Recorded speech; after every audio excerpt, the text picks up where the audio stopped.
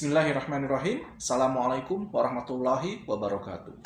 Salam jumpa dan bertemu kembali dengan saya, Bang Pinjol. Bapak Ibu sekalian, banyak sekali permasalahan yang kemudian menimpa nasabah-nasabah yang gagal bayar. Yang paling kemudian dominan adalah tentu saja teror, intimidasi, dan sebar data. Tujuannya apa? Tujuannya sebenarnya adalah bagaimana agar kemudian kita panik, kita kalut, dan kemudian kita berusaha melakukan pelunasan secepat-cepatnya.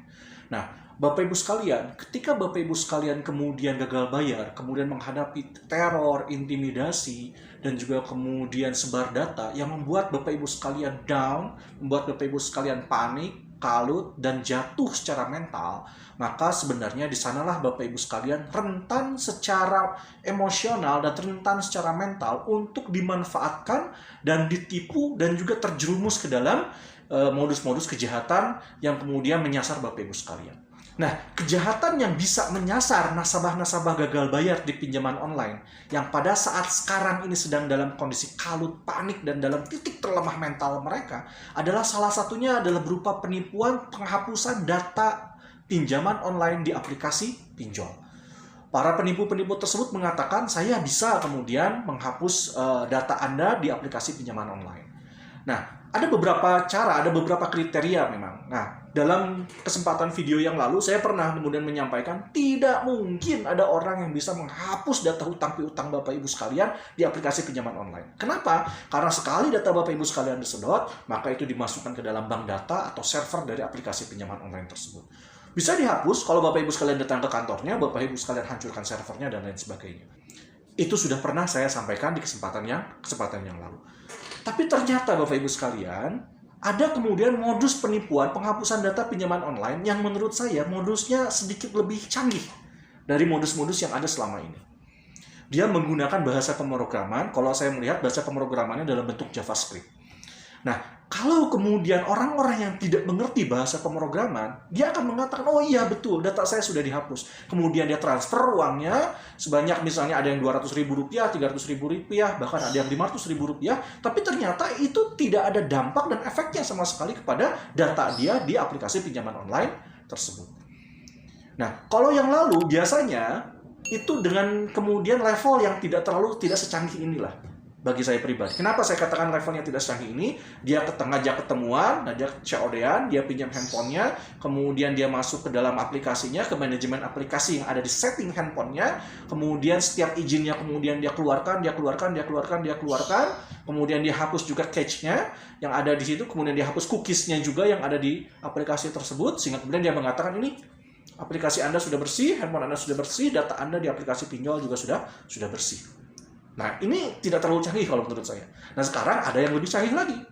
Dia kemudian mengatakan, bahkan di FB-nya disebut programmer namanya, gitu kan, menggunakan JavaScript, tapi kemudian dia mengatakan dia bisa menghapus data pinjaman online. Nah, seperti apa konsepnya? Saya akan ceritakan. Awal mulanya adalah ada salah seorang kemudian rekan saya yang memang dia gagal bayar di pinjaman online.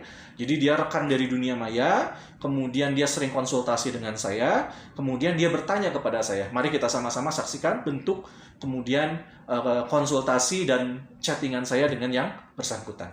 Assalamualaikum Bang. Waalaikumsalam warahmatullahi wabarakatuh. Bang, mau tanya, emang ada ya jasa programmer yang bisa hapus data atau memanipulasi data kita di pinjol agar data kita di pinjol tersebut lunas?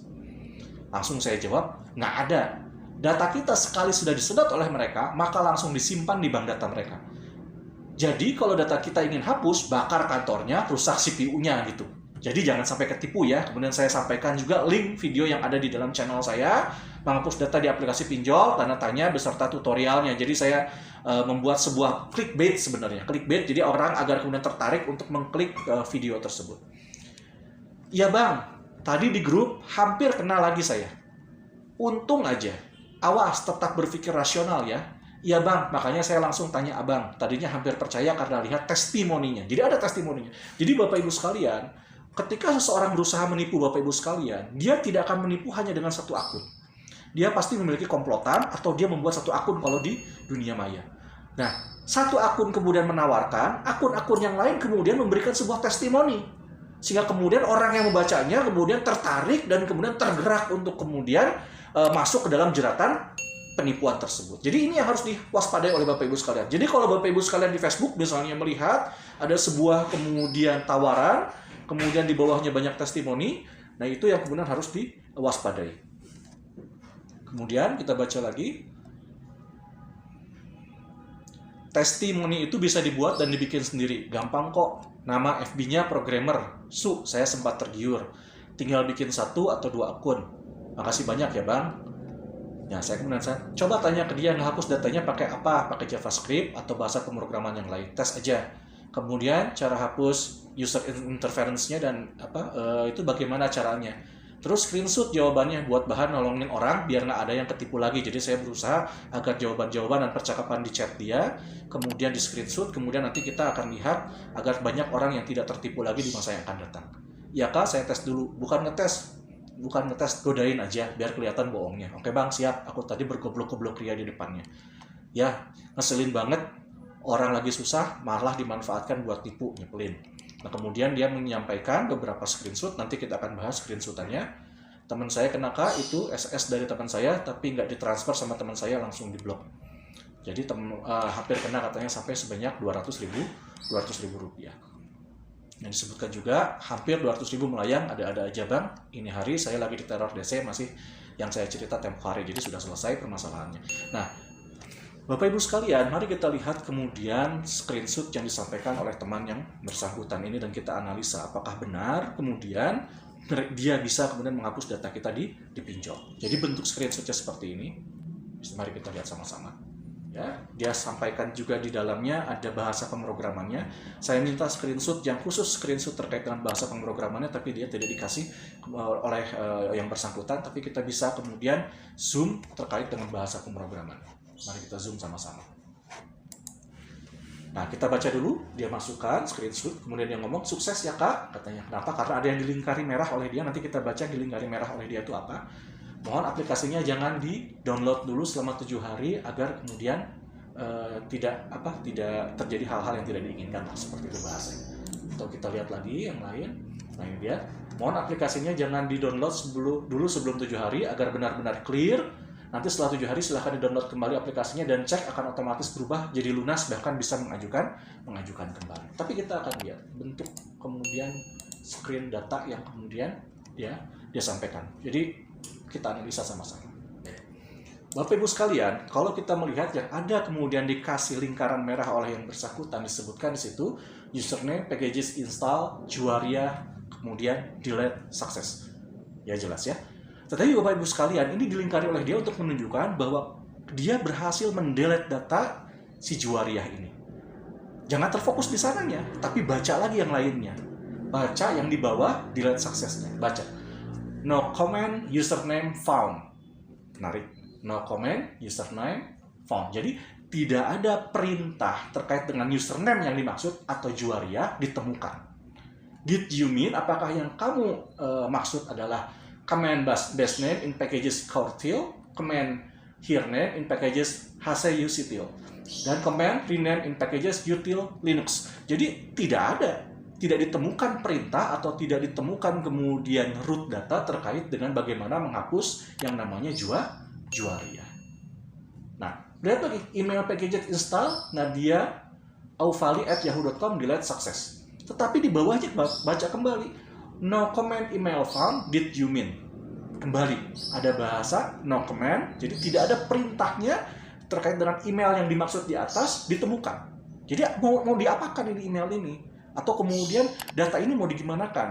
Itu tidak ketemu. Kenapa? Karena memang tidak ada padanan datanya yang harus dihapus. Bisa jadi dia mengakses, tidak tahu bagaimana mengakses atau kemudian menulis secara serampangan saja. Karena kalau untuk membuat seperti ini kan mudah, terkait dengan di komputer kita ketik run misalnya seperti apa, nanti bisa keluar sendiri. Nah, hal-hal yang lain juga bisa seperti itu. Jadi kalau kita melihat setiap yang ada bahasa delete success, di bawahnya pasti ada kalimat no comment number found.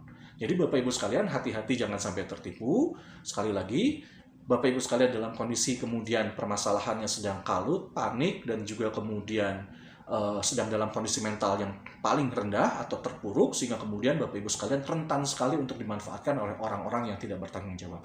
Tetap rasional, tetap waspada. Sekali lagi, kalau Bapak Ibu sekalian benar-benar ingin keluar dari setiap lilitan dan permasalahan yang menghimpit Bapak Ibu sekalian ketika gagal bayar, tidak bisa tidak, restrukturisasi keuangan, cicil satu persatu, kemudian fokus kepada hidup kita, kemudian lebih baik malu sesaat daripada kemudian hancur selamanya. Terakhir, berhenti melakukan gali lubang dan tutup lubang. Sekali lagi, waspada, hati-hati, selalu berpikir rasional, konsultasikan terkait dengan permasalahan-permasalahan yang belum Bapak Ibu mengerti, sehingga kemudian Bapak Ibu sekalian bisa terhindar dari modus-modus kejahatan yang berusaha memanfaatkan kondisi Bapak Ibu sekalian yang sedang down. Sekian dari saya. Apabila Bapak Ibu sekalian merasa bahwa channel ini bermanfaat, jangan lupa klik subscribe dan bunyikan loncengnya, dan komentar apabila ada yang ingin ditanyakan atau ingin ditanggapi. Wassalamualaikum warahmatullahi wabarakatuh.